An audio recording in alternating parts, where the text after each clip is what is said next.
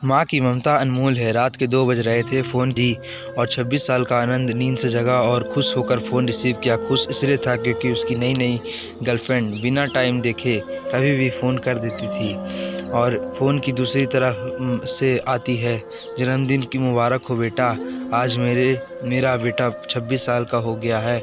माँ की आवाज़ सुनते ही आनंद के चेहरे पर एक्सप्रेशन बदल जाते हैं।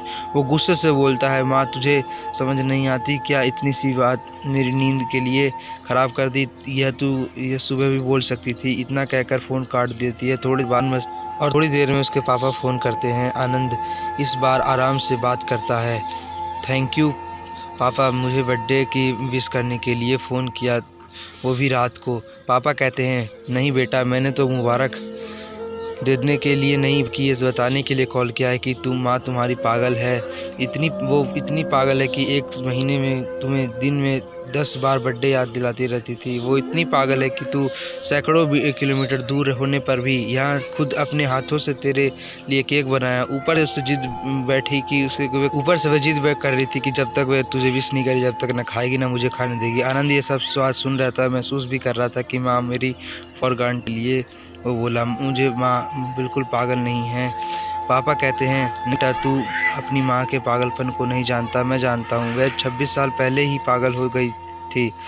जब डॉक्टर ने बताया था कि तो हम बच्चे बचा सकते हैं, यह आपको उस सेकंड में ही सोच के बच्चे को बचाने का फ़ैसला लिया और मुझे भी कसम देकर इस फॉर्म पर साइन करने के लिए मना लिया, जिस पर लिखा था कि ज़िंदगी या ऑपरेशन के ख़तरे में अगर आपको कुछ हो जाता है तो इसकी जिम्मेदारी डॉक्टर को नहीं होगा।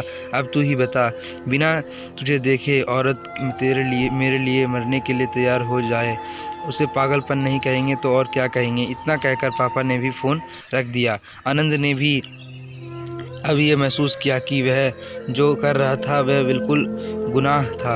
हाँ, एक बार किसी इंसान को दुख हो तो कोई बात नहीं, लेकिन भगवान को दुख गुनाह ही होता है और माँ बाप भगवान से कम नहीं होते। पश्चात आंसू में बहाकर निकाले। सवेरे होते ही आनंद अपने घर की ओर खाना खाने गया और अपने माता पिता को माफ़ी मांगने के लिए घर पहुँचते ही उसने अपनी माँ से माफ़ी मांगी, जिससे गले लगा लिया। फिर वह अपने पापा से माफ़ी मांगने लगा। पापा जा, तेरी माँ हमेशा कहती है कि तू बुढ़ापे में संभाल लेगा, लेकिन मैं समझ लूँगा कि जैसे आज संभाल लिया हुआ वैसे ही आगे भी तू संभाल लेगा, ख्याल रखेगा।